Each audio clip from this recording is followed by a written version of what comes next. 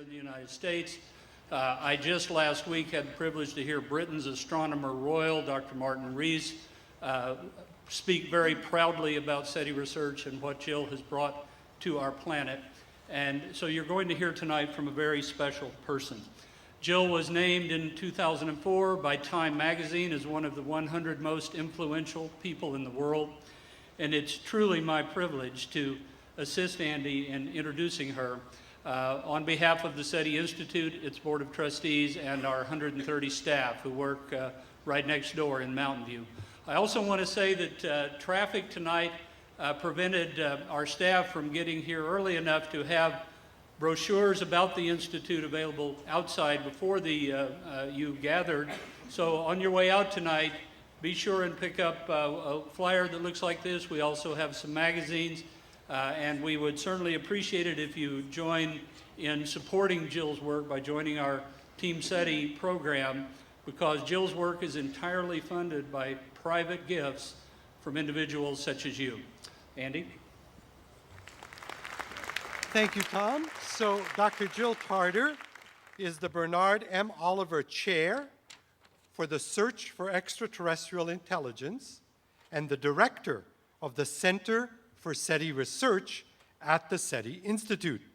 She is one of the best-known scientists in the world, and I think many of you know that not exactly, but sort of, she was the model for the character that Jodie Foster played in the movie Contact.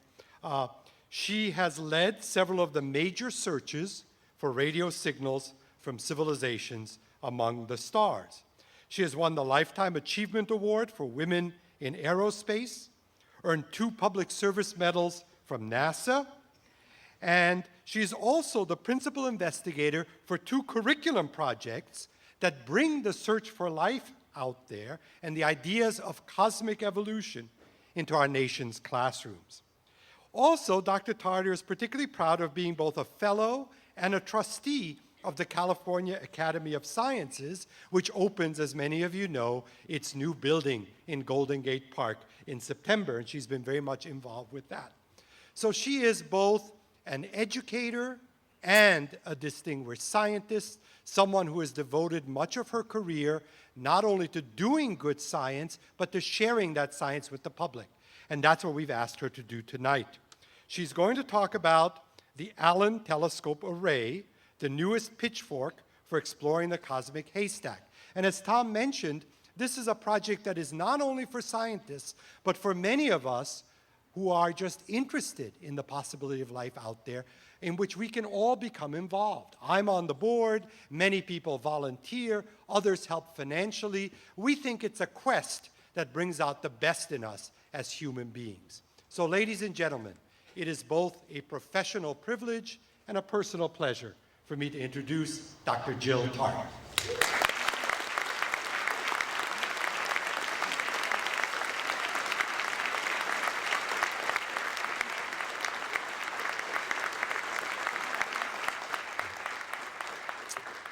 Actually, Andy, it's a delight to be here tonight, and one of the things you didn't mention is that part of being a scientist is also being a student.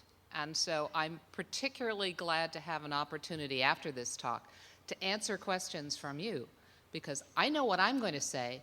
I'd really like to know what you have to say. So we'll try and get this talk finished in an expeditious manner, and then we can get down to the real stuff.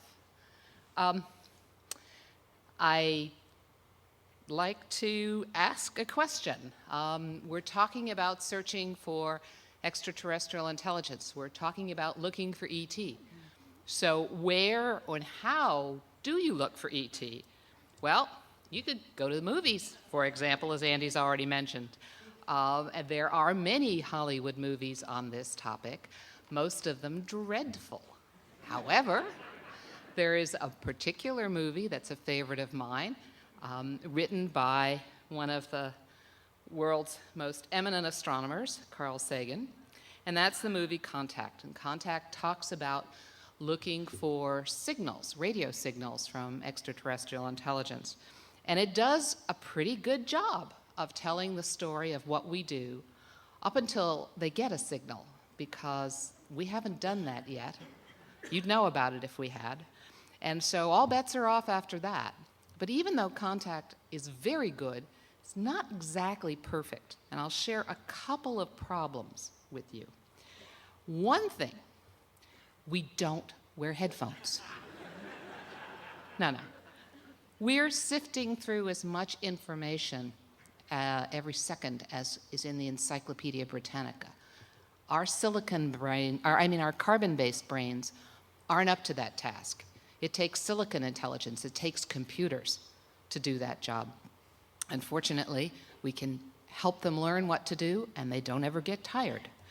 And one of the people that programmed the computers to look for signals in noise actually has the name of Kent, and he has been blind since birth, and until he retired a little while ago, he was in charge of our signal detection algorithm group. And so Kent was written into the movie because he is such a fantastic character, but his last name is Colors, not, let's see, in the movie it was Clark, Kent Clark, that's right. How can you forget that? All right. One of the problems is that screenwriters in Hollywood don't do math. And so here is a scene. It's actually the romantic first kiss, right? Very important scene, but Jodie Foster has just looked up and done the verbal equivalent of what we call the Drake equation, an estimate of how many civilizations might be out there. And she's done arithmetic in the words that she said that are equivalent to taking 100 billion stars, that's 10 with 11 zeros following it, and multiplying it by a probability that's 1 over 10 to the 18th, 1 with 18 zeros, very small number. And she somehow come up with a number 1 million. It's not even close. That's 13 orders of magnitude wrong. But as I said, they don't do math very well in Hollywood. Another thing is if you are sitting in the middle of an array of radio telescopes, the last thing in the world you're going to do is pick up a walkie-talkie and start broadcasting to your colleagues in the control room, because your single signal will have washed out all the signals coming from the cosmos. Our technology is loud, the universe is quiet, and so no walkie-talkies, no cell phones, no digital cameras, no all of the personal electronics that we walk around with at our array. And lastly, I didn't see anybody drink any champagne. But we actually plan for success. And so when we observe, there's champagne on ice, and maybe someday we'll get to enjoy drinking it in celebration. So that's a little bit of, for your next cocktail party, a little bit of trivia you can pass along. All right, so what else can you do instead of going to the movies? You could wait for ET to come here. Perhaps interstellar travel is possible for an advanced technology. Some people actually claim that that's already happened. But the people that claim that's already happened are not providing you with any evidence to prove that that's the case. And they're making an amazing claim. And you and I, all of us, have the right to demand some amazing evidence to back it up. And until that shows up, I'm voting for no ETs yet. We could ourselves try to go there, but where is there? And how would we get there? Are chemical rockets the kinds of things that have taken us to the moon and have taken our robots to some of the larger bodies in our solar system go very slowly, and it would not be the way that I would like to travel to the stars. Think of all of the airline meals and the peanuts and the lavatories. I think we have to develop some technology that isn't yet on the horizon if we're going to seriously talk about going there. And there is not likely to be much beyond our solar system, in my opinion. I think interstellar travel is a big technology hurdle to overcome. So we're left with the possibility of doing remote observations. That is, we can stand or sit on Earth and look out with instruments, with telescopes, to see whether there's anything out there that we can recognize as evidence of someone else's technology. Of course, you have to be looking with the right tool in the right direction in order to find what you're looking for. But indeed, if we work hard enough, that may be possible. So we're using Earth's 21st century technology to try and find evidence of someone else's technology. Something that's going on out there that's modifying the natural astrophysical environment in a way that we can notice here on our planet. So we could look for artifacts. Good science fiction stories talk about artifacts being buried on satellites or bodies within our solar system, and we finally get the ability to travel there. We find them, and we announce ourselves at least interplanetary travelers. We could look for evidence of some kind of transportation system. Contact envisioned a connection of wormholes that traverse the galaxy. We could look for matter, antimatter, annihilation rockets, gamma ray bursts going off in the sky. We could look for other evidence that they are traveling among the stars. And we could look for artifacts of their power generation. An advanced technology, one with our capability or more, has reasons to consume power. We're looking for better, more efficient, more benign sources of power than we're currently using. An advanced technology probably has those needs or greater. What might it do to supply its power needs? So when you think about these kinds of technologies and talk about an advanced technology, you have to be very careful about what you can say, because Arthur Clarke has reminded us that any sufficiently advanced technology might be indistinguishable from magic. So if you're planning a search strategy that's going to be looking for somebody's advanced technology, doing things that we don't do, it's going to be very hard to be able to say, gee, we've thought of all the possibilities and we've looked for them all and we don't find them. Because if they have a technology significantly in advance of ours, will be doing things that are unimaginable to us, just as what we're doing today is unimaginable to our ancestors. So the best thing to do is not to try and guess the magic, not try and outthink the advanced technologies. But the best thing to do is explore our universe in every possible way we can. We call that astronomy. We explore the cosmos with tools at various wavelengths, different kinds of telescopes, different kinds of robotic explorers. We have particle detectors looking for all kinds of different things. We're trying to understand the natural universe in which we live. And in doing that, we might, in fact, stumble across evidence of someone else's technology. And so we should always keep our eyes open. Astronomy has a wonderful history of doing exactly this, building a new instrument to solve an old question. And the most wonderful thing that a new instrument does is show you something you never expected.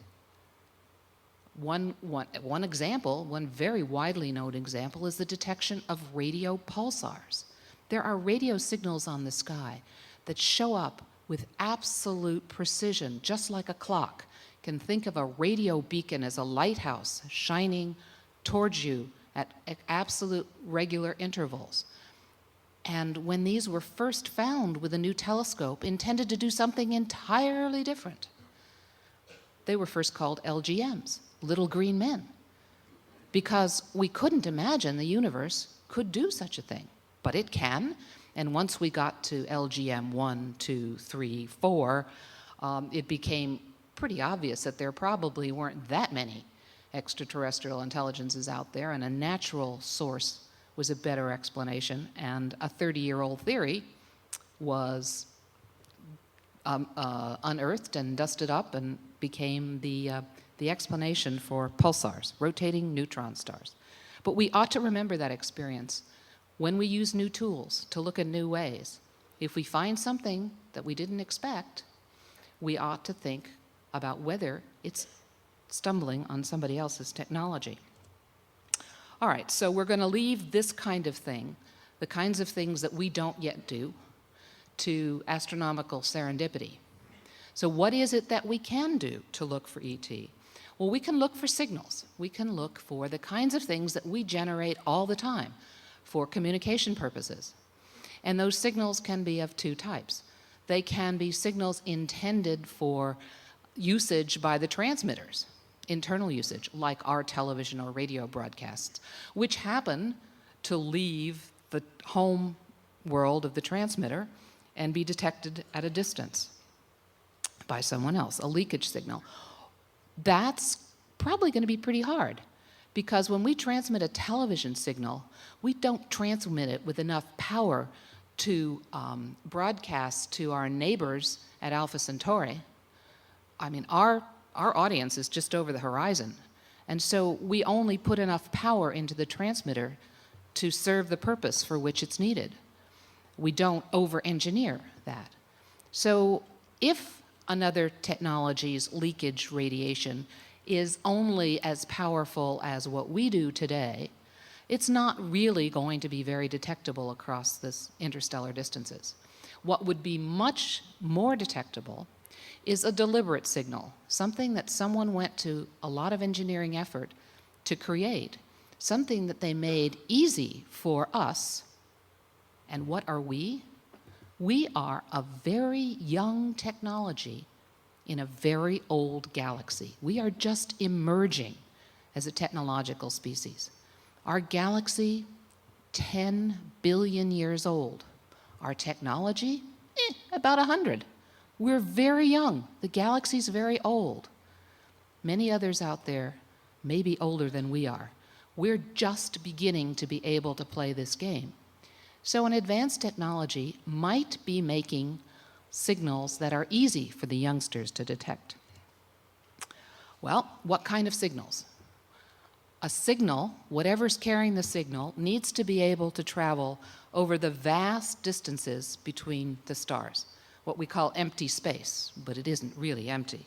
So, all right, smoke signals, a message in a bottle, a message inscribed on a rock, or broadcast transmissions. Well, smoke signals aren't going to go very far, and there isn't a cosmic ocean, at least one that we know how to sail a bottle through. Actually, inscribing a message on a rock and throwing it might just work, as long as you were willing to throw many rocks and as long as time wasn't a real high value. If you were willing to send your messages slowly, you could inscribe an enormous amount of information on the equivalent of a rock and send it as a projectile between planets. And certainly, we've collected lots of rocks on the Earth, meteorites, from other bodies in our solar system, and interstellar dust from beyond.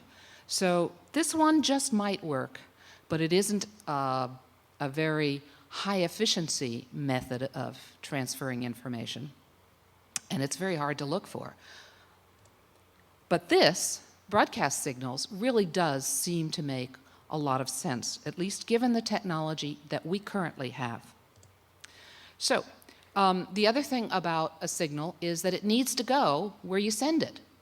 If you want your signal to be detected by that potentially emerging civilization over here, when you send it there, it better not go over there. That's pretty wasteful.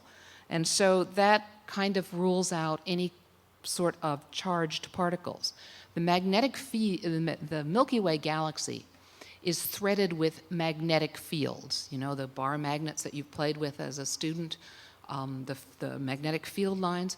Well, charged particles actually follow those field lines, and they get diverted by the magnetic field. So charged particles don't make a very good message-carrying mechanism.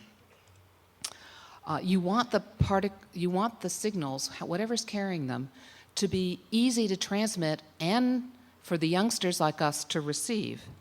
So that probably means that very exotic things like gravity waves or neutrinos or other uncharged exotic particles are not going to be a very useful message-carrying mechanism, at least while we're still a young technology.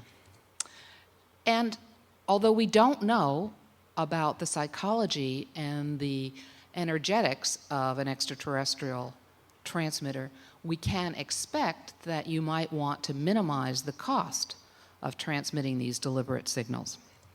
So when you're all said and done with this kind of analysis, the winner really turns out to be electromagnetic radiation. That's basically just light of all different wavelengths. Now, we have studied our natural universe, the world that we live in, the cosmos, since we crawled out of the caves, and we've used our eyes. And so we're very familiar with pictures of the universe at optical wavelengths. And now that we have telescopes to enhance our vision, we can see these glorious galaxies and other aggregates of stars on the sky. And so we're very familiar with that. But as it turns out, all of the objects in the cosmic zoo, all of the quasars and pulsars and BL-lacs and galaxies and stars and planets and everything out there emits light at all wavelengths, called black body radiation. It emits more at some wavelengths depending on what its temperature is. And so as we look at objects in space at different wavelengths, from the very shortest wavelengths, gamma rays and X-rays, to the very longest wavelengths, the radio, and we go from the gamma ray to the X-ray to the extreme ultraviolet, through the optical region, the infrared, and then into the radio as the wavelengths get longer. As we look at bodies in the universe in these different wavelengths, we see different physics. So, and we're basically probing regions of different temperature or different density at these different wavelengths. So here's a picture of this beautiful galaxy in optical wavelengths. Here's what it would look like in the infrared. In the optical, you're seeing stars. You're seeing bright stars being born. And in the infrared, what you're seeing is the dust between the stars, which is not quite as hot. It's warm, but it's not quite as hot as the ionized gas surrounding regions of star formation. And so it glows at somewhat longer wavelengths. When you get down into the radio portion of the spectrum, you actually study the gas. At 21 centimeters, in this image, you're looking at the neutral hydrogen gas between the stars. And when you go to a slightly shorter wavelength, so between radio and the infrared, you can study emission from another gas, a molecular gas of carbon monoxide. And here you're looking at places where it's a little actually colder, not hotter, but much denser. And so you study the physics of those regions. And then when you go in the other direction, when you go to wavelengths shorter than the optical, for example, in the infrared, you see the most energetic areas, the hottest areas of this galaxy or other objects. So really, this wonderful panchromatic look, looking across all colors, all wavelengths of the universe, has taught us a great deal about how the universe works.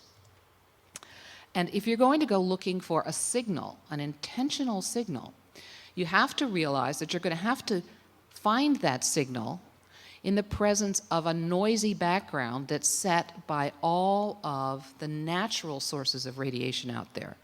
So hang in with me with this graph. It's really pretty simple. Here we're plotting the intensity, the average intensity of the emission coming from the sky as a function of wavelength. And this is the shortest wavelength, or the highest frequencies, the gamma rays, coming down here into the radio. And you can see that here in the optical, you've got visible starlight. Here's the dust and the infrared between the stars. Here's the remnant of the birth of our universe, the Big Bang, the cosmic background radiation, where the energy from that initial explosion has now expanded and cooled down to be only 3 degrees above absolute zero. So you've got the microwave background here, and down here you've got radio sources. Now, we have been doing SETI at radio wavelengths since Frank Drake did the first search back in 1960. And basically, we've been doing it at radio wavelengths because the background is lowest there. You can hear, you can detect the faintest signals, the weakest transmitters. If you want to hear someone whisper in your ear, all right, you go to the quietest place you can find. You don't stand next to a waterfall or in the middle of a cocktail party. You try and get a low background to hear a faint signal. Well, that's what we're looking for with SETI, is faint signals, so we've concentrated for years on the radio. It's turned out that with some new technology that allows us to look at light and count the photons, count the packets of light arriving at our telescope very, very quickly with a cadence of about a nanosecond, a billionth of a second. By filtering in time, counting those photons very quickly, we can in fact get away from the stellar photons, the background noise of the optical, if you're assuming that your transmitter is coming from a planet around a star. So more recently, as the technologies become available, we've started doing SETI at optical wavelengths as well as radio wavelengths. And so if you're looking for a signal, or turn it around, if you were an extraterrestrial engineer and you wanted to generate a signal that could be detectable, what might it look like? Well, one type of signal might look like this, and let's hope the audio works. Oh, it does. So here's an illustration of a pulsar, a rotating neutron star. You can think of it as a radio lighthouse. And when the beam comes and swings around in the Earth's direction, we hear a radio pulse. Here you're getting a pulse about every 9/10 of a second. Here's another pulsar. It's slower. And here's another pulsar. It's a lot faster. And we detect these things all the time. And we have big databases, and we've developed instrumentation to look for these all over the sky. Well, what about if you found a pulsar that went from one period to another, and then back to the first? That's not natural. That would get your attention, and you would find that signal with the same instrumentation you built to study your universe. So a pseudo-pulsar might be a good kind of signal to generate. Here's another one.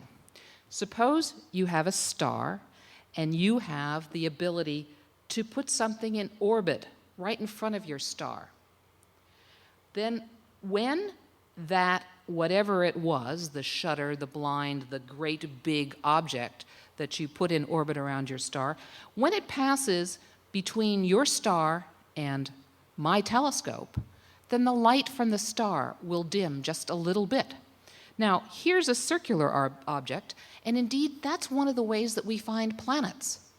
We find planets that transit, that go in front of their star and block a little light from our telescopes. So here's a circular orbit, a circular object. It could be a planet transiting in front of its star. It's actually possible to imagine putting different shapes, something that isn't round, in orbit around the star, causing a false, an artificial transit. And there's enough information in the edges of these kinds of figures to be able to tell the difference between that and a planet. And that's what these graphs show you in detail, that you could tell that what was transiting in front of the star wasn't a round planet, but it was some artificial shape. So, again, you'd find these with the same instruments you're developing to search for other planets around other stars. So these are just some of the kinds of classes of signals that are almost natural. The other extreme of signals are signals that you are absolutely sure nature didn't produce, such as a radio signal that occupies only one frequency on the radio dial, isn't spread out over many frequencies the way natural emissions are. Or, in the optical, a laser signal that pulses very quickly on nanosecond timescales. Right? Nature doesn't do that. Or you might end up finding yourself accidentally lined up with some sort of wideband laser communication system between stars or between planets in another solar system. These kinds of signals are engineered, and they're obviously engineered. They are not natural. And so that's the kind of thing that we build instruments to go looking for. That's what SETI is all about. We're building dedicated telescopes to look for these obviously engineered signals. For the almost natural signals, the message is the same as before. You do the astronomy, and you keep your eyes open for these kinds of things. So let me turn to the radio now, because that's what I'm going to concentrate on for the rest of the talk. And here's another way of trying to show you the difference between nature and engineering. So this is frequency on the radio dial, and this is intensity, how strong the signal is. And most radio sources they would be all the way across this 1 megahertz of spectrum. But here's a very narrow astrophysical signal. It happens to belong to a maser that is in a cloud of gas expanding around a star. You can see these narrow spectral emissions, but they never get any narrower than that in nature. This is as compressed in the frequency regime as nature can get. Now, this is 1 megahertz, 1,000,000 hertz across, 1,000,000 cycles per second. Let's look at a tenth of that, a tenth of a megahertz, or 100 kilohertz worth of spectrum. So just 1/10 of this whole region of the frequency. And here again, you see a two-pronged signal. But this is engineering. And if you expand it further, if you expand that so that you're looking with, I don't know if this shows up well in the back of the audience, but there's a lot of snow there, a lot of white spots. Each spot is a cell of the cosmos that is 1 hertz wide by 1 second long. And the intensity of the whiteness shows you how much power there is in that cell. And mostly noise, mostly snow, noise from the electronics in our telescope and from the cosmos. But certainly you can see a pattern here with this extremely fine resolution, 1 hertz per second. This turns out to be the signal from the Pioneer 10 spacecraft on its 30th anniversary. And this is the information rate coming from Pioneer at 16 bits per second. Not kilobits, not megabits, 16 bits per second. It was so far away and so faint that was the fastest rate information could come down. And if you look closely, there's actually a third signal here, and that is the carrier, the single tone from the spacecraft that allowed NASA to track that spacecraft all the way out beyond Neptune and on out into space. So that's artificial, that's engineered. And we're testing equipment now at the Allen Telescope Array, which will allow us to look over huge amounts of frequency space for those kinds of signals. And I think this is kind of cute, because last month we looked at the planet Mars. Mars has 2 spacecraft in orbit around it, and looking at the same time with the equipment that we have, we could see carriers from 2 of those spacecraft simultaneously. So SETI, as a pursuit, fits within NASA and within the science community under this larger umbrella of astrobiology, trying to understand the origin and evolution of life on Earth and beyond.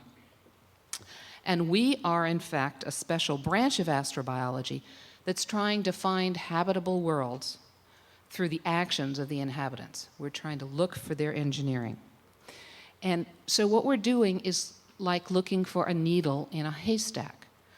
But I'm trying to get across tonight the idea of how huge that haystack is. It's actually at least 9 dimensions. We don't know which of 3 spatial, up, down, forward, back, right, left, which 3 spatial dimensions. We don't know when the signal will arrive in time. We have to search 2 senses of polarization, 2 senses of spin of the electromagnetic radiation so that we don't miss a signal. We don't know what frequency it will arrive at, and we don't know how information might be embedded on it. So if you go back to the Pioneer 10 signal I showed you with that 16 bits per second, what kind of pattern might be in someone else's signal to encode information?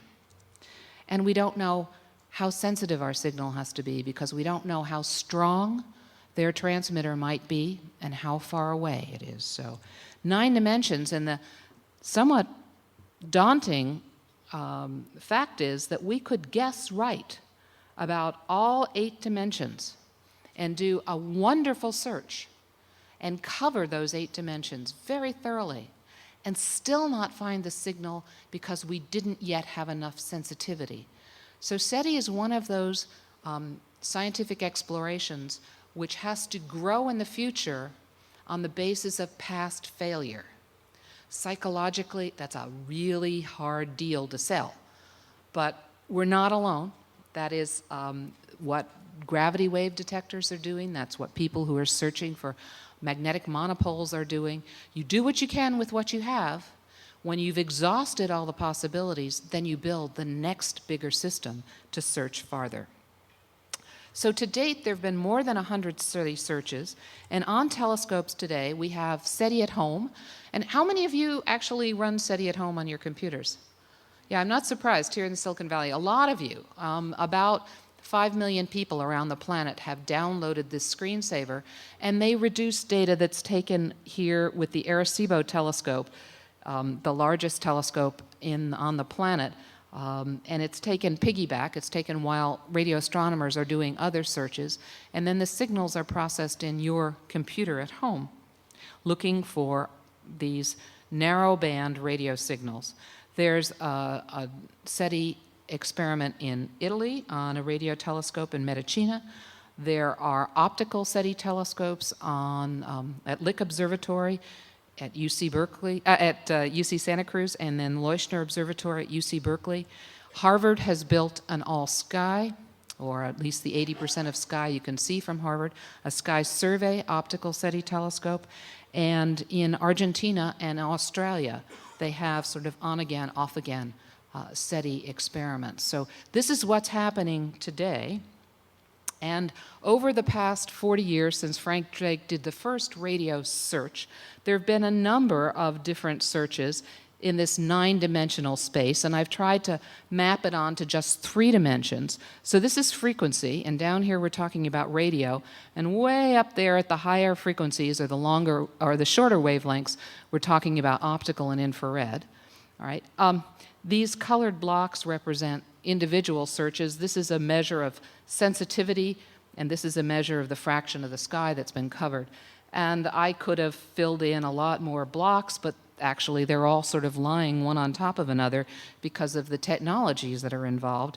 And the thing to get out of this slide, not only is this message, there have been no confirmed signals in all this searching, but basically that graph is essentially empty. We haven't explored very much of the cosmic haystack at all. What we need is a better pitchfork. We need better tools to take on this vast search. And so this is our newest pitchfork. This is the Allen Telescope Array being built in Northern California. It was conceived as a set of out of a set of workshops that the SETI Institute held at the end of the last century to figure out what we should do for the next 20 years with SETI. And the idea that came up, one of the ideas was we should build a radio astronomy and SETI telescope out of consumer off-the-shelf components, things that were being developed for our telecom industries, in order to build a large telescope for a very low cost. And so the Allen Telescope Array actually started its life in a horse paddock at the Russell Tree Farm that belongs to the University of California out in Orinda. We started with these 7 backyard satellite dishes to learn what we actually had to build and how to do it. And so today, the Allen Telescope Array is coming to life in the Hat Creek Valley of Northern California. If you fly up in a small plane, you'll fly near Mount Lassen, and here's Shasta over in the distance, and here's the Hat Creek Valley lying down there. And if you don't have a plane, well, you can fly with Google Earth. And here you see, again, Shasta and Lassen and the Hat Creek Valley, and Google has now already bookmarked the Allen Telescope Array. When you go down closer, you get this view of an old concrete T that's at that site because the University of California has been doing radio astronomy there since the early 60s, and this was an old array that had to exist on that concrete T. And if you look at the front drive, our front door, you can see there's not a lot of hype, and there's not a lot of signage. It's kind of hard to find. This really is the country. It's a cattle ranching country, very low key. When you finally get to the telescope, you see this sign for the Allen Telescope Array. And here is another view of that T, and you can see the telescopes that are growing in this valley like mushrooms. If you look to the north and expand Google Earth, you can see what else is at the observatory. We have a 3-bedroom house called the Berkeley House and another one called the Lassen House. This is where scientists stay when they're working up there for long periods of time. We have a dormitory that sleeps 8 for students primarily, and sometimes it sleeps more than 8. We have a resident astronomer who lives there on site, and we have a machine shop that's all north away from the meadows where you saw the telescopes. Down in the meadow, there's a construction tent, and in that tent we put together the pieces of the telescope, which are manufactured elsewhere and shipped in as large kits as we can get someone else to manufacture. And then we put them all together with a few people and a couple of days in this tent. And then what we do is once the telescope is, well, you're going to give me a hard time. Let's see if I can get this movie to work. It was working earlier. There. You first note that people at Hat Creek move very fast. That's why we build these telescopes so rapidly. But this is the scale of things. It's 20 feet across. So it's not huge. It's not tiny either. It is a reasonable scale for a small crew and modest equipment to deal with. So we put it together in the construction tent. We pick it up with this essentially 2-story forklift, and we take it out to the meadows, and then we put them on pedestals that have already been implanted in cement in the lavas. And this all takes it takes 8 person days to put together a telescope, and it takes about half an hour to drive it out and put it on the pedestal. Since I'm running out of time, I'm going to stop the movie and go on. All right, we have a control building in which there is a control room where students and staff can work. We have an electronics lab there, and we had an equipment room where signal processing was done. And this is the way it looked before this past summer, when we suddenly ripped it all apart to put in the new processing equipment for the new telescope, the Allen Telescope Array. And again, these folks move quickly too, right? Lots of cables, lots of electronics. Indeed, this is the last piece of the telescope, this digital electronics that we're still working on today. And this is enough electronics to deal with 42 telescopes. As we build more telescopes, the electronics will grow and our capability to search will grow with it. This is a Moore's Law telescope.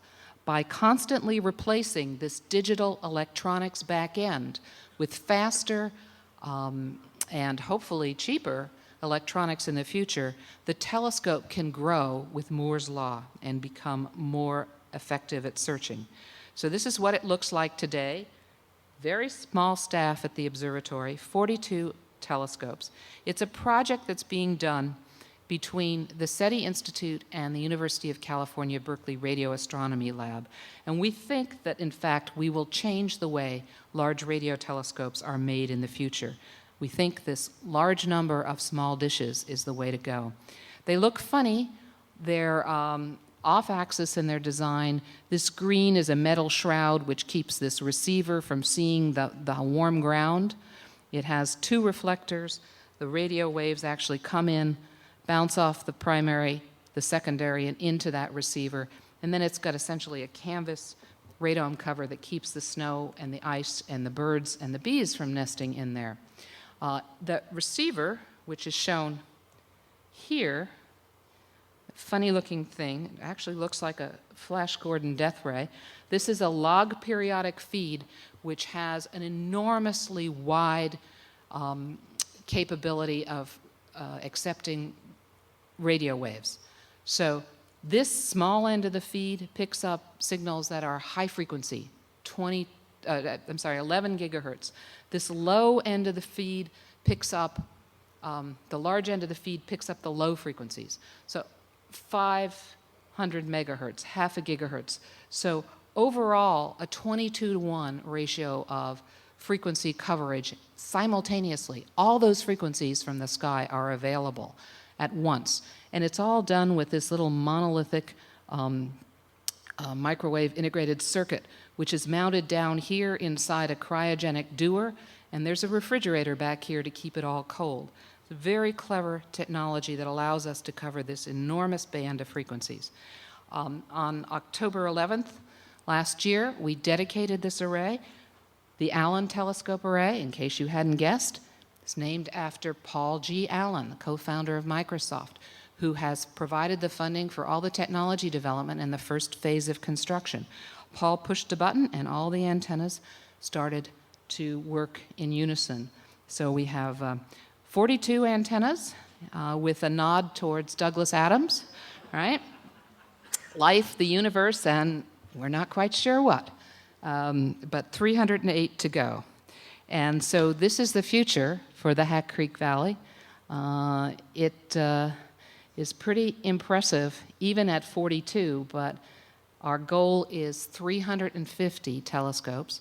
It would be the equivalent of a single radio telescope that was 114 meters across if it were a single element.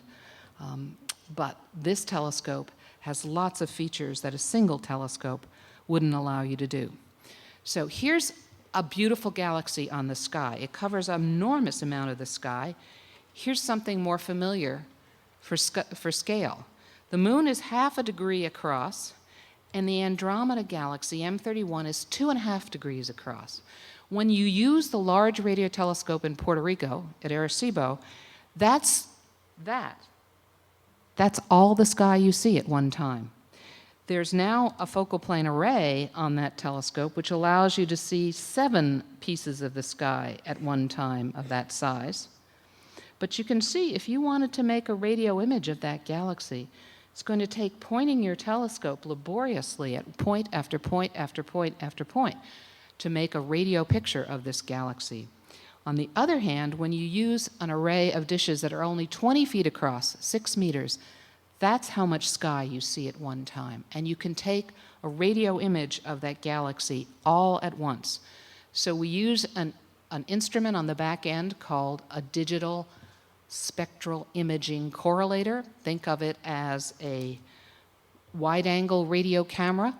Take a radio image of that galaxy with about 18,000 pixels throughout that field of view, and each one of those pixels has 1,024 colors, 1,024 frequencies, channels. So this is the survey instrument that the radio astronomers are going to be using. And at the same time they're doing that, I can use another back end called a beamformer, and I can pick out individual pixels from that large field of view, and I can steer them. I can pick any pixel I want. And the pixels I pick are ones that happen to have stars that I want to explore, looking for somebody else's technology. So we have a program mapped out for this telescope for the next couple of decades, doing radio astronomy and SETI simultaneously. An enormous number of really interesting survey projects that have never been possible before because we couldn't look at much of the radio sky at one time. So we'll operate this doing multiple concurrent science projects. So let's see what that means. Here's that galaxy, M31 again. Now, I've tilted it for a particular reason. The nice thing about an array is that you don't have to wait till it's all finished to start using it. And indeed, we made the first radio image of M31 when we had only 4 telescopes. Now, that's not much to write home about, right? But if you're a radio astronomer starting to build an array, you get really excited with a picture like this, and it gets better. Here's what you get with 7 telescopes. How about 20? And now with 42, here's the image of that galaxy that we make with just a single pointing of the telescope. And while my radio astronomy colleagues are doing this, making this beautiful picture, and indeed this is made at a frequency that is the frequency at which the neutral hydrogen gas in the galaxy emits. So it looks different than the stellar picture because we're not seeing the stars, we're seeing the neutral gas between the stars, and there isn't any gas in the center because it's all ionized. There's so many bright stars there. All right, now while my radio astronomy colleagues are making an image like this, I have a catalog of target stars, stars that I think are likely to host planets that could be suitable for life and old enough for intelligent life. And when I use this, my best catalog of 13,256 stars I can see from Hat Creek, in this particular field of view, I've got 3 targets I could look at. So I could pick out those 3 pixels and put my SETI signal detectors on them. I actually have a lower quality catalog, stars that I don't know as much about. I've got about 250,000 of those, and you can see in this field of view, I've got dozens of places to look while my colleagues are doing their work. In all, I will eventually have 8 of these pixels, these beams that I can pick out and do SETI targets simultaneously. So with SETI and our signal processing, we just can't make any promises about whether we will succeed, but we can promise with this new telescope to search faster, to search more than we've ever done before. We can search in the next decade 1 million stars across a wide range of frequencies. And we can also look towards the center of our galaxy and survey tens of billions of stars much farther away, but still possibly homes to transmitters. Here's what we're doing with that galactic plane survey. Here's the very center of our galaxy, and our galaxy's kind of a flat pinwheel expanding out this way. When I look with the Allen Telescope Array, I see that much of the galaxy in the center at once, and I have these 3 little beams here. So there's the field of view, and there's one of my beams, and I can steer those beams to cover that field of view and survey it all. And then I extend that survey along the plane of the galaxy by pointing in about 7 different directions, and all together I look at about 3,519 of these beams, and I cover that whole direction, and I see something between 4 and 10 billion stars along my line of sight, and I can look for strong, distant transmitters. So we spent the past decade at the SETI Institute examining this portion of the Milky Way galaxy. Here's the Milky Way galaxy. This is to scale, and this is actually 100,000 light years across. This little pink sphere goes out 155 light years. A light year is about 6 trillion miles. It's the distance that light travels in 1 year. And within this volume, we searched 1,000 stars over a 1 to 3 gigahertz frequency range. In the next decade with the Allen Telescope Array, we'll search this volume, 1 million stars, over 1 to 10 gigahertz. And we'll also do this search towards the galactic center where there's the highest concentration of stars, looking at a survey of tens of billions of stars. So our tools are getting better all of the time.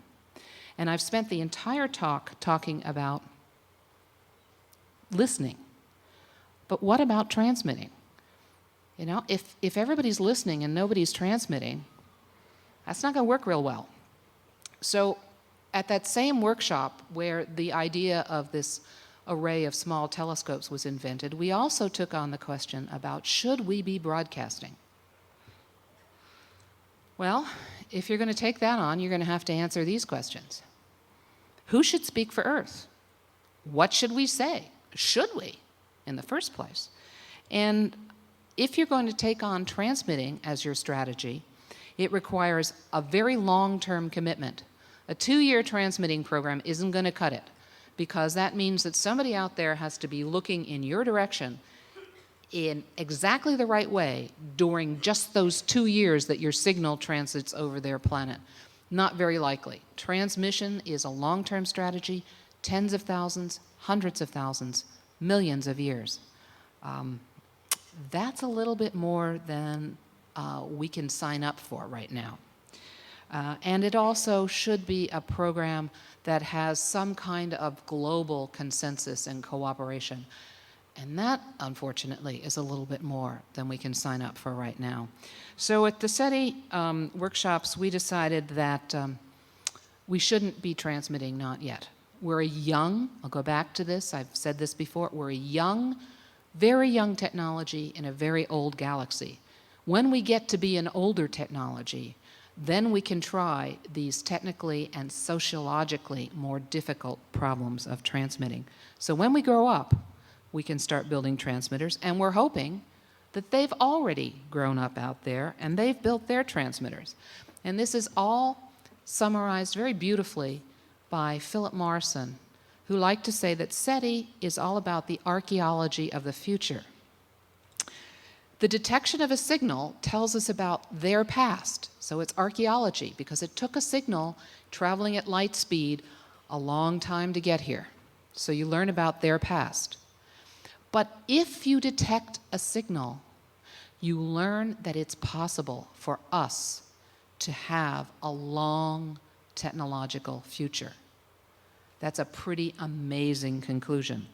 Let me try and emphasize that again. Any detectable technology out there is going to be older than we are. Here's why. Let's say we're measuring technology by some standard, and this is time. So for a long time, we didn't have any technology that was detectable across the stars, the distance between the stars. Right now, our technology is increasing exponentially rapidly, and we're beginning as a youngster to be able to make this scientific exploration, to look for signals, maybe to transmit signals in a while. When we look at natural systems, we've never, ever found an exponential, a growing, a really fast-growing curve that doesn't turn over because it reaches some limitation. It runs out of some resource. So a natural curve for technology would look like that. But maybe that's wrong. We have futurists who say, no, no, no, no. Technology is going to continue to grow at this rate. What's going to change is that we're going to re-engineer ourselves into technology that can learn and evolve fast enough to keep up with this curve. They may be right, or this may be right. Either way, statistically, you can't find technologies when they're there. This is a very short period of time. Statistically, you're overwhelmingly likely to find them in their old age, if this is the right diagram for technology. Now, what if this is the right diagram for technology? And there are lots of indications that this is exactly the way we're going. Our technology is improving to the point where we can do ourselves in. We can destroy our environment. We can, in fact, self-destruct. If this is the right diagram, if this is what all technologies do, then if technology is short-lived, we will not detect them. Unless technology is long-lived, SETI will not succeed. If we do succeed, we know it's possible for us to have a long future. So let me just end by saying, I don't know if SETI will succeed, if it can succeed. I don't know what the answer to the "are we alone" question is. I think the wisest thing that's ever been said about that actually turned out to be the last sentence in the first refereed paper ever published on the subject in 1959.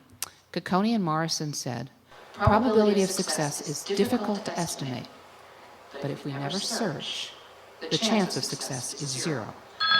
So I invite you all to stay tuned, because we are going to continue searching. And if you want to be part of the process, if you want to learn more about the SETI Institute, you can look at our website, www.seti.org. You can join Team SETI. You can adopt a scientist, one of the astrobiologists that works at the SETI Institute with me, or one of my colleagues working on the ATA. You can even buy a telescope if you want. They are for sale. Or you can come and visit us at the Hat Creek Valley in Northern California. Thank you. I'll invite everyone to line up at the 2 microphones in the center of the auditorium. Please keep your questions short. We don't want essays. We would like to have questions.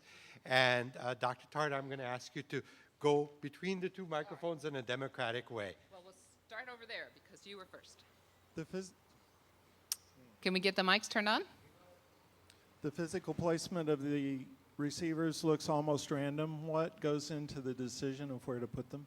Ah, wonderful question. The question was, when I showed you that animation, artist impression of what the valley would look like with 350 telescopes, it looked like we just threw them down at random, right?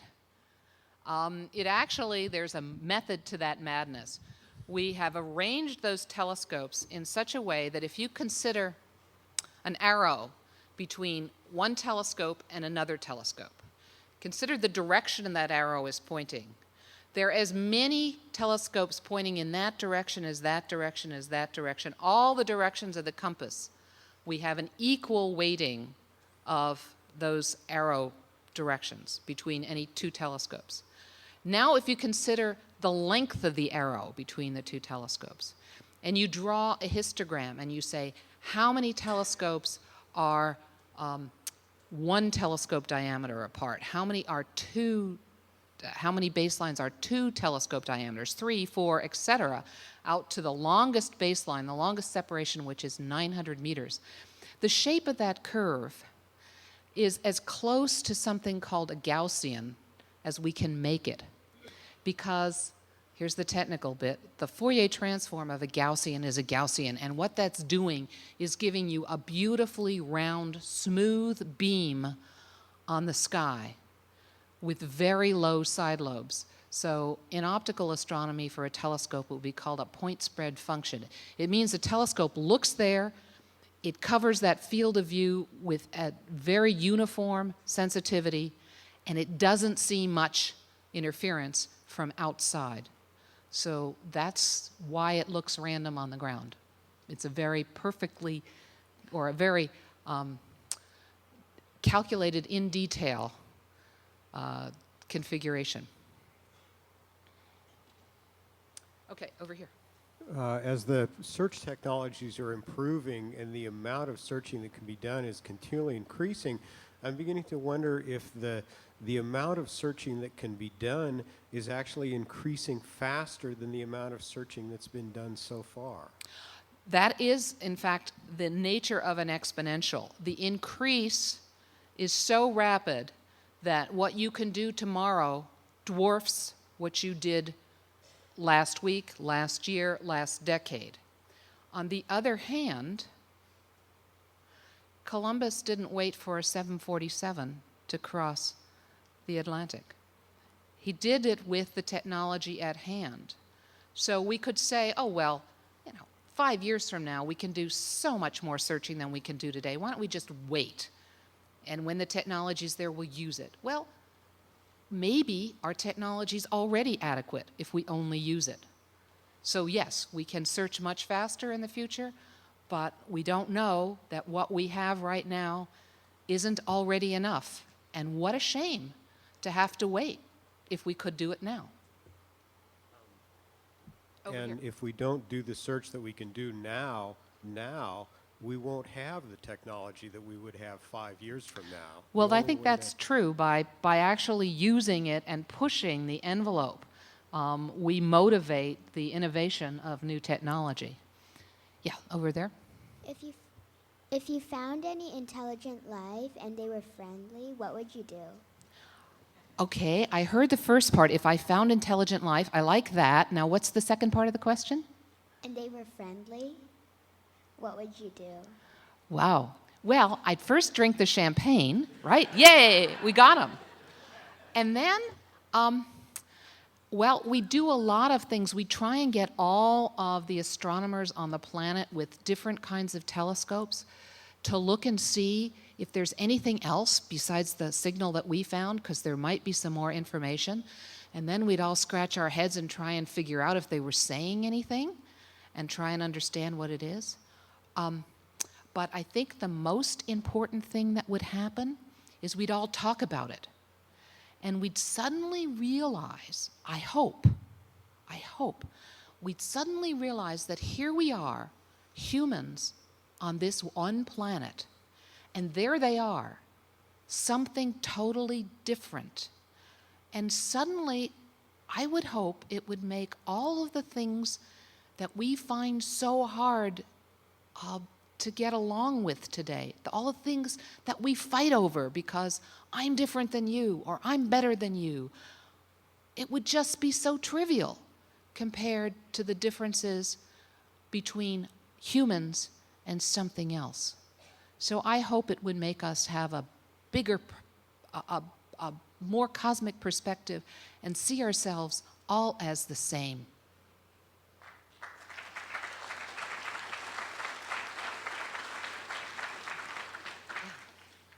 Actually, maybe it's following up on that from an adult perspective. What sort of message might you imagine such a civilization wanting to send out? And of course, we can all imagine that it might be sort of the unintended messages that those Europeans brought to the Native Americans in the form of foreign viruses, sort of digitally speaking. Right. And given the assumptions, what might they be trying to tell us? Well, it's an excellent question. What might the message be? We talk about communication, and we have this bias that communication is two ways. I just listen to you, and now I'm responding to you, and then you would respond to me. But when you're talking about light years of distance and time, that's not going to be a very snappy conversation. So I think we can, for a deliberate, an engineered message, I think we can assume that it is anti-cryptographic, it is tutorial, it will contain some guide to understanding it. And then it could be an Encyclopedia Galactica. It could be contacts, here's a machine, come visit us, build it and come. It could be a whole lot of different things, or it could be, and you probably won't believe it, but I would be overwhelmingly happy if it were just a cosmic dial tone. No information, but a proof of survival, a proof that it's possible to exist or have your machine surrogates and descendants exist for very long times. We have someone who works at the SETI Institute who actually goes around and tries to figure out, are there any cultural universals on this planet? Something that is common to every civilization, every ethnic group, every religious tradition. And if there is, and if there are such cultural universals, perhaps we'll find that kind of thing in their message as well. Next question. About 1961, I think, a fellow named Sir David Bates at Queen's University in Ireland got interested in this subject, and he tried to calculate the probability that you could carry on a conversation with somebody else at another planet. And it was based on the natural lifetime of planetary objects in the universe and the probable lifetimes of intelligent beings that could generate signals and communicate. And he tried to compute some statistics to show what the probability of that sort of thing might be. And I wonder if you're familiar with the work and if any work similar to that has been carried on since. All right. Actually, what you're referring to was work first done by Frank Drake, the gentleman who did the first radio search, and the so-called Drake equation, which attempts to calculate the number of communicative civilizations in our galaxy, started out as the agenda for a meeting for the National Academy of Sciences in West Virginia. The biggest unknown, I mean, there are all kinds of what's the probability that a star will have planets, and what's the probability that a planet will have life, and what's the probability that life will become intelligent, et cetera. And you multiply all these probabilities together. The biggest unknown in there is the one that I tried to stress at the end of my talk, which is how long does the technology exist? And so that equation is a wonderful way to organize our ignorance, but it isn't a way to calculate anything that you can have any confidence in, because it all just depends on your assumptions. Now, what Mr. Bates did was he actually looked at the statistics and said, you know, is it better to survey the sky or to try and look at targets? Because if there are N civilizations trying to communicate with one another, the probability of a targeted search, this receiver looking at that transmitter at the same time, it goes down as 1 over n squared, rather than just 1 over n. So he favored surveying. There are reasons to think that an advanced technology, because we're just about to be able to do it. We're going to look at planets around nearby stars, and we're going to try and make an image of them, and then we're going to try and chemically assay their atmospheres, try and figure out if there's any biology on those planets. And an advanced technology could have done that long ago for many different worlds, and it could already have picked out the ones most likely to have life and intelligence. And so it cuts down it improves the odds. But Frank Drake is the author of the Drake equation, and it's very informative, but in no way is it exact. And it all comes down to how long do technological civilizations last? Thanks. I was up at Hat Creek about 3.5 years ago, and I wasn't allowed to go into the confines. It was all padlocked and everything.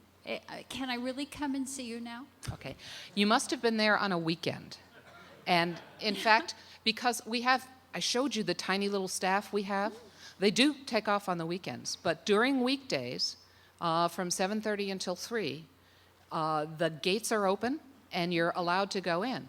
Actually, you could, even on the weekends, you could have walked in, because that's national forest land, and we have a gate to keep cars out, but we have to have a gate that opens to let people have access to their natural resources. So we welcome visitors, but working hours is when we can show you around. Okay, thank you. Yeah, you talked about the Drake equation. It seems like as far as SETI is concerned, you can maybe add one more term.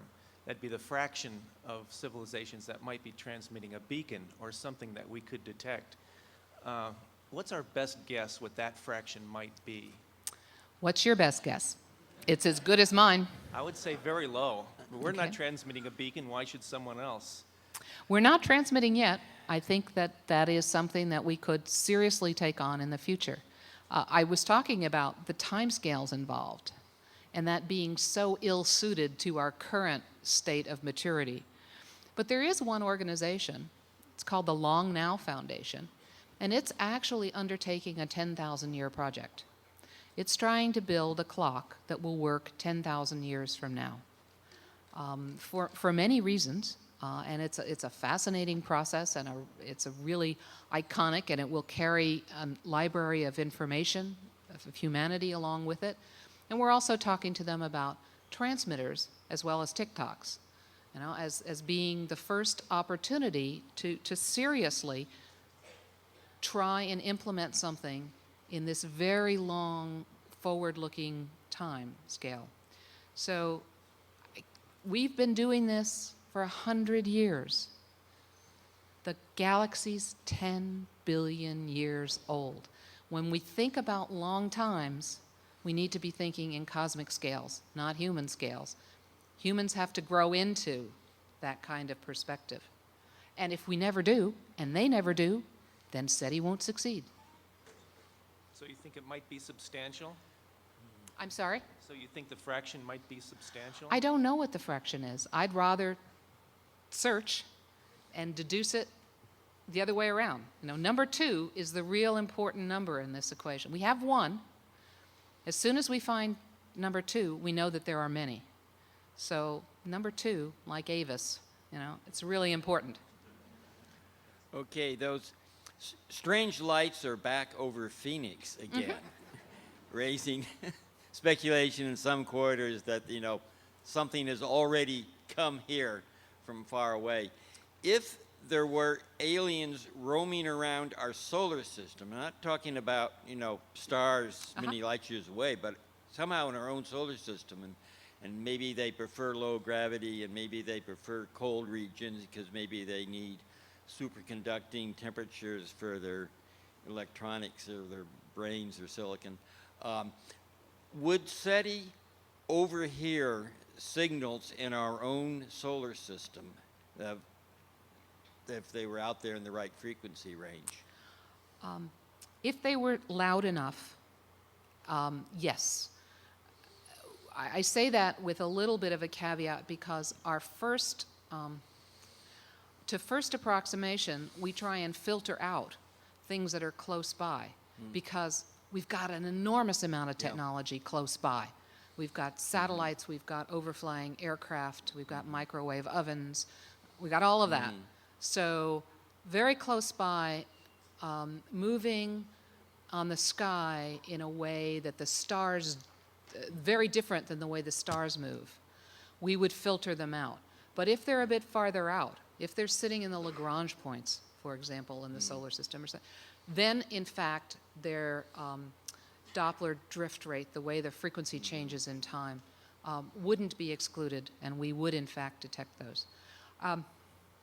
But I have to say that people have tried looking at various places in the solar system where gravity it cancels out the moon, the gravity of the Earth and the Sun, or the Earth and the Moon.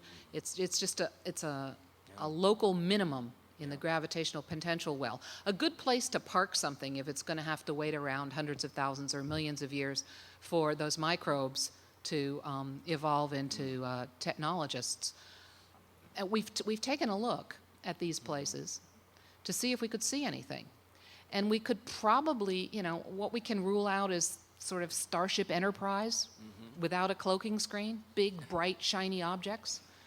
But we have so poorly explored even our own solar system that we could not at all rule out small robotic craft. And so they could be here. I just don't think they're abducting people off the streets for salacious medical purposes. This is a little bit related to the previous question. You said we're not transmitting any signals. currently. But of course, we do have radio and TV and radar signals that are leaking off the planet. As a point of comparison, if the Allen array was on a different planet and was observing the Earth from afar, approximately how far away could you actually detect a civilization like ours? Actually, it's not a very happy answer in some sense. With the best technology that we have, we could detect leakage of the power of television broadcast only to the distance of the nearest star. So that's that is the most numerous kinds of transmitting sources we're putting out. We have a smaller number of ionospheric radars, airport radars, but more powerful radars to probe the ionosphere. And then one transmitter associated with that very large telescope in Puerto Rico, and it's a transmitter that's meant to interrogate Mars, Mercury, asteroids. So it's got a huge amount of power. It's also a very narrow beam, very highly directed. But if we were in the beam of such a transmitter, we could detect it halfway to the center of the galaxy. So that's the range of engineered kinds of signals that we have on this planet today. And as I said before, as a general engineering practice, you don't put any more power into your transmitter than you need to serve your audience. So it is perhaps not very surprising that a television station intended to broadcast to Northern California can't be seen except at the distance of the nearest star. Hi. Most people here, it seems a pretty bright audience, they probably know what the Fermi paradox is, but could you restate that and then tell us in your deepest, darkest hours what your perspective is on it as an actual practicing SETI researcher? Okay, the Fermi paradox is an interesting concept. All right.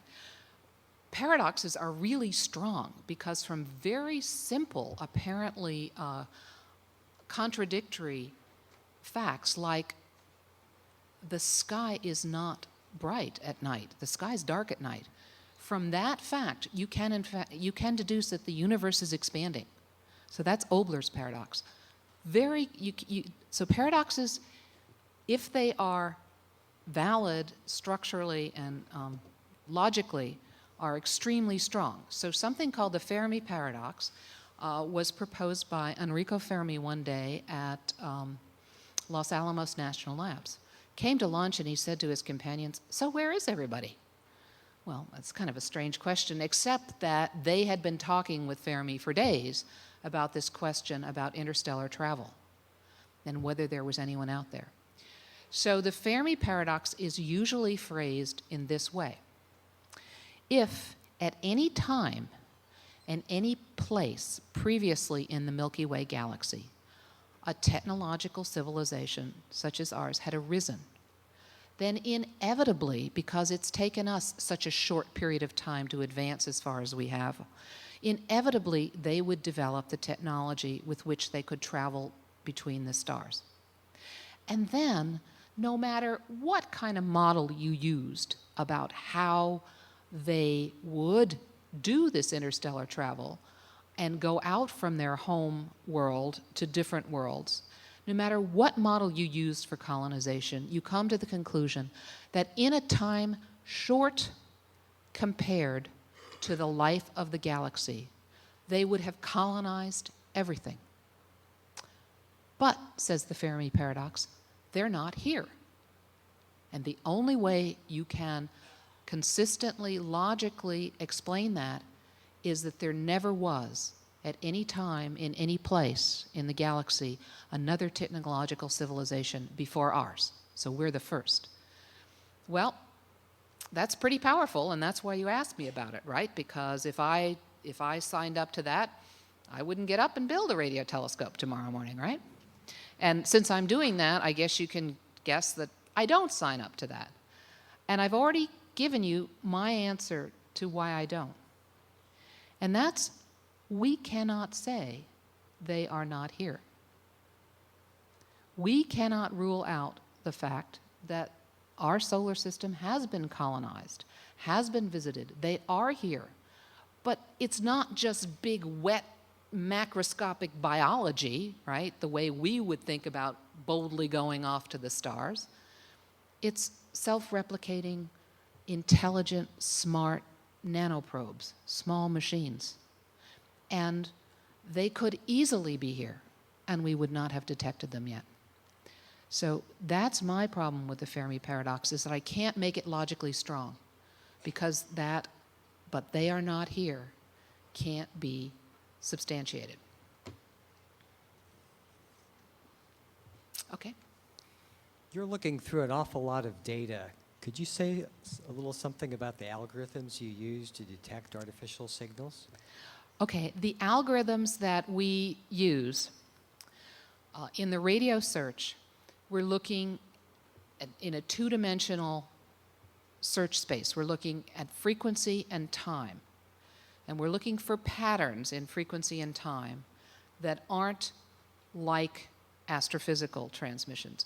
So in particular, we're looking for frequency compression, looking for narrowband signals.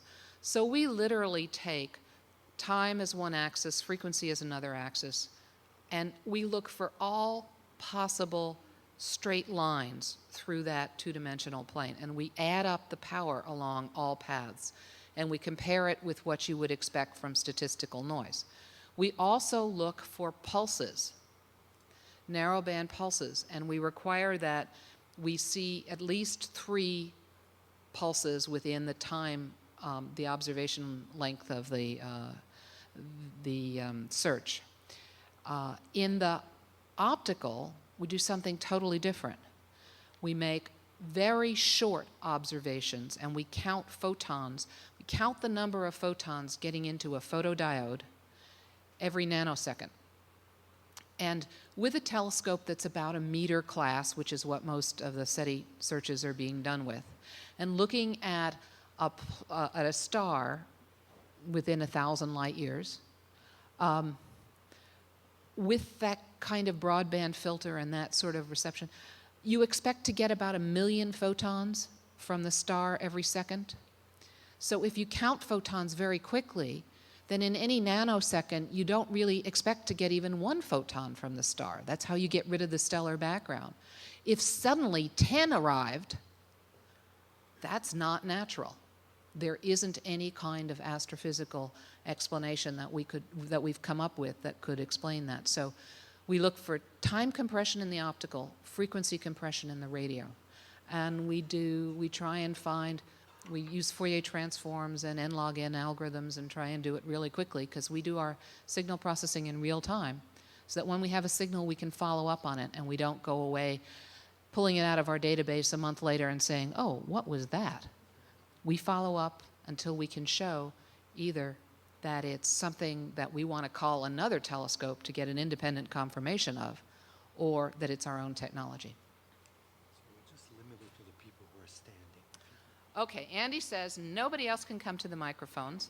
I'm having too good a time listening to your wonderful questions, but he's going to cut it off. So let's go to this microphone.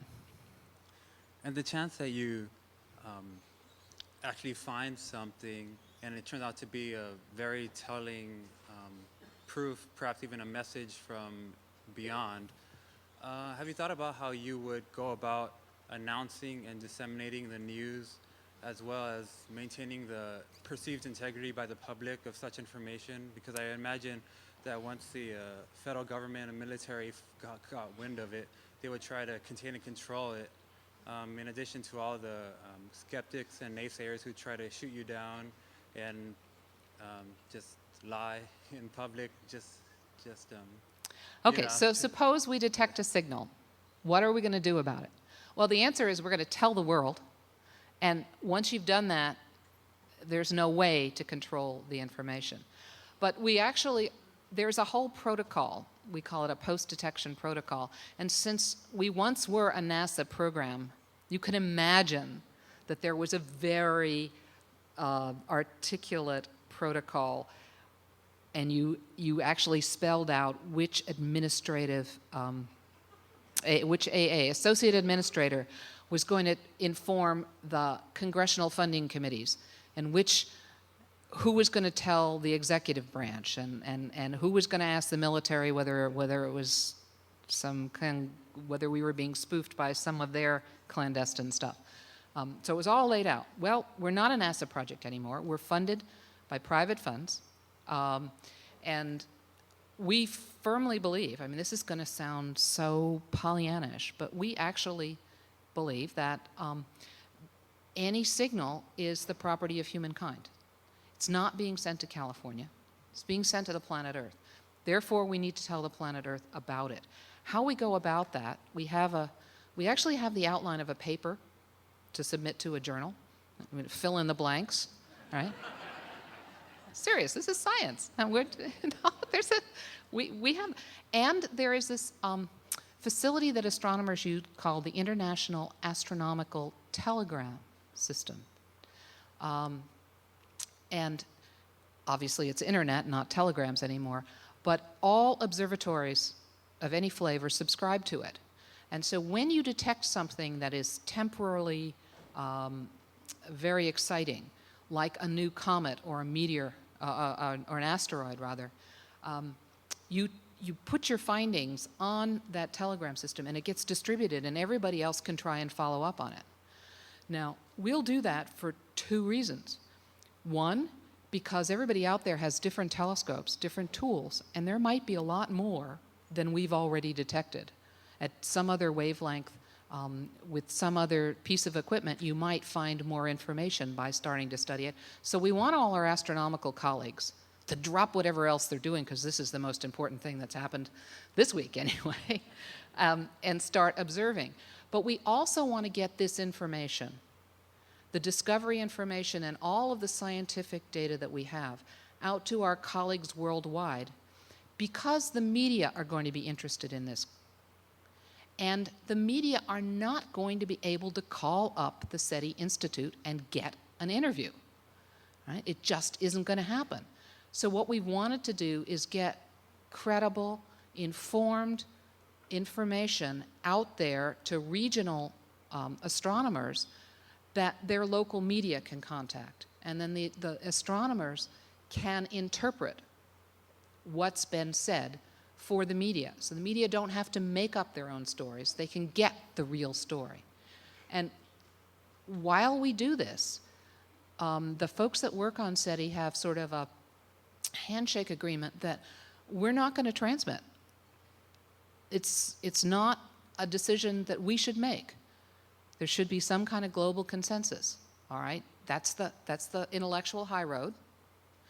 As soon as we release the information, anyone with a transmitter who has the opportunity, I'm pretty sure, is going to get on that transmitter and say whatever it is they want. And Freeman Dyson, very, very eminent physicist, has looked at me and said, you know, Jill, that cacophony, that unorganized transmission is probably the best characterization of 21st century Earth that you could make. So, A, with respect to the military, the information's out there. And B, we want to get as much information to knowledgeable people to help explain to the world what we're really saying.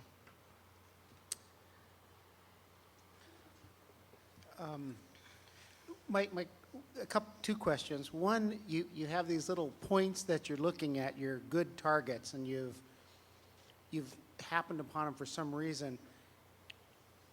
How long do you look at a target? How long do you listen to it before you say, okay, nothing there, let's go to the next target, because you've got billions of targets? And my next question is, the next step is like a space-based array of antennas would that enhance your capabilities? Okay. Let me take the first question, and there's just a pragmatic answer. I want to get through something like 1 million targets in the next decade, because I think that's the next step. So that's a certain number of hours of observing time, and I'm going to have a certain amount of signal detection equipment available to me. Hopefully it will be more and faster in the future. So I can back that up and say, okay, if I want to get through this amount of frequency and all of these stars, how much time can I spend at any star at any frequency? And it turns out to be about 5 minutes, and I'll go back and look multiple times, probably, hopefully 3 during that 10 years at the star, because, you know, at the time that I looked, the transmitter might have been pointing somewhere else, and so it's worth taking multiple looks. So that isn't a whole lot of time, and the kinds of signals that we're going to detect are ones that have a high duty cycle. They're on most of the time, so that when we look, we'll find it. Your second question was, oh, space. No, actually the next step, and we're already taking it because it takes so long to do anything. All right, the world community of radio astronomy want to build a telescope that's 100 times bigger than the Allen Telescope Array. We've built a Pathfinder to show that you can do it. They want to build one 100 times bigger. They're talking about $1 billion project. Therefore, it's absolutely got to be international. And we've been working on this for a number of years. And so far, what we've done is selected 2 potential sites for this telescope. It's going to be in a desert where there aren't people. And it'll be either the deserts of South Africa in the Karoo region of the Kalahari, or it will be the deserts of Western Australia. These are the most isolated places you can get. And this telescope is not only going to have 100 times the collecting area of the Allen Telescope Array, but our array is spread out over about 1 kilometer. And if you spread the telescopes out further, you can see smaller details on the sky. So this telescope, called the Square Kilometer Array, because it's going to have 1 million square meters of collecting area, the Allen Telescope Array has 10 to the 4 square meters, a hectare. The Square Kilometer Array will actually be spread out over 3,000 kilometers. So it's continental in size. But you basically want to put the core where there aren't any people. Now, that's $1 billion project. Where's the next best place to go? Well, that's the far side of the moon. Because if we put a telescope on the far side of the moon, it never sees the Earth. It never sees the satellites in orbit around the Earth. And the radio astronomy community back in 1979, by an international treaty, defined what they called the shielded zone of the moon, where there should not be any transmitters. It should remain radio quiet. The moon has no atmosphere, which allows you to work at radio frequencies that are very, very low, extremely long wavelengths, kilometer-long wavelengths, right? No ionosphere, no atmosphere. It's a good place for low-frequency radio astronomy. It's a good, quiet place for doing SETI. On the other hand, that's a lot more than $1 billion. We're not going to do that just for SETI. We will go, if indeed we go and establish an infrastructure. And as we establish the infrastructure on the moon, we want to keep it quiet. Put everything on optical fiber. One more. Yes, thank you, Doctor, for coming and speaking. It's very interesting. Oh, I'm having fun. I hope you are. You replied to one of the questions around 3 pulses that was pertaining to what you're listening for or looking for. And that stirred a memory. I believe it came from a NASA website around 3 years ago. And I'm hoping that you might be able to comment on it. It was a detection of 3 pulses, and I believe they were sound pulses, from the center of the Milky Way galaxy. And, I think about 2 weeks after that quote-unquote press release, they released another one stating that those 3 pulses were actually 3 sounds. Now, I'm not sure if that's organic from the initial creation of the galaxy. I'm hoping that you might be able to comment on that. I think maybe you're mixing a couple of things together. First, we have seen some radio sources in the center of the galaxy that emit emission in bursts, in pulses, but they're not regular. They're sort of random pulses, and I think they're now called BRATs. I can't remember what the acronym is. We're not sure what the physical source of those are, but we're beginning to find more now that we know how to look. With respect to this business of there being a sound wave, that actually is something, and again, it's the failure of astronomers to be able to explain well enough what we're talking about. When, at the early stages of the universe, there were acoustic waves. It's really not appropriate to think of them as sound waves because there was nobody here to hear them. There were acoustic waves in the fluid of the universe, in the plasma of the universe. And those have expanded today. And we can see places where those waves were high density, and then troughs where they were low density, and then a high density again, like a wave on water. We can see that as a remnant when we look at the distribution of galaxies on the sky. We could see where they're bunched together, and where then there's a vacancy, and where they're bunched together. So we're beginning to see, it was acoustic, it's fair to say it's sound, it's a compressional wave in a fluid, and it is telling us something about the earliest times of the universe. So that's really cool. I mean, this is all, we couldn't do this a decade ago. This is really amazing. We're measuring satellites on the sky. We're measuring that leftover radiation from the earliest part of the universe. And I said that it was about 3 degrees above absolute zero, 3 Kelvin. But we're measuring differences from the average temperature that are only a millionth of a degree. And we see these fluctuations, and we can, with theory and modeling, understand what the nature of the early universe was. It's just left this pattern on the sky. Oh, one more. Yeah. So it seems like, you're in for the long haul. You're in for a pretty major quest, and our kids and our grandchildren are probably also going to be involved in this thing. When you're taking on something as big as this, to kind of keep yourself going, I guess there'd be sort of intermediate successes and things like that to kind of motivate and keep or that you have to break out the little bottle of champagne at least on. Can you talk about a couple of them that I'm sure you've hit? Well, if I got out of bed every morning thinking, today is the day I'm going to find the signal, more than likely I'm going to go to bed at night disappointed. But what I do is I get up every morning and say, today we're going to invent something new that's going to allow us to do this search better than we could do it yesterday. We're going to actually use those new tools to search more than we could a week ago. We're pushing forward, and so it's taking satisfaction out of the process and the journey, not just the end point.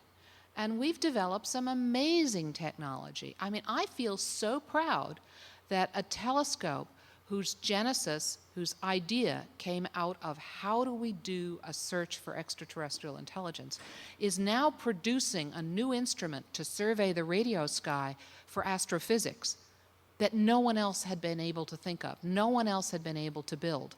And now the international community wants to build something 100 times bigger. We've made a difference. We've enabled something really phenomenal. Now, we can't guarantee success with SETI, but I can really place a big bet that that telescope doing traditional radio astronomy, looking at the sky in a way we've not been able to do before, is going to inform us of some wondrous things that we don't yet know about. I think it's going to pay off in the radio astronomy. And so I can feel really proud about that, and it's motivating. And yeah, we actually take another bottle of champagne and toast each of our successes, each generation of hardware, right? We christen it, and then we drink the rest. And it's great. And I'm so pleased in the audience to see young people here, because I love the opportunity to come talk to public audiences, because I'm very very clear about the fact that I need to educate my successor, that this is probably going to be a multi-generational undertaking. And I think it's really worthwhile, and I want to excite young people about taking my job away from me.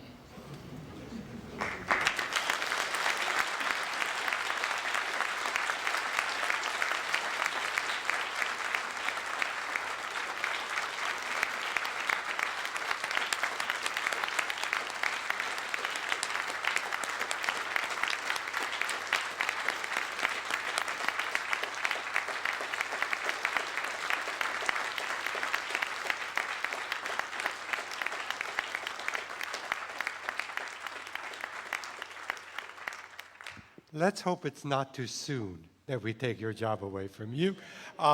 Let me say that as much as you've had fun, I think we've all had fun learning from you, and we really appreciate your time.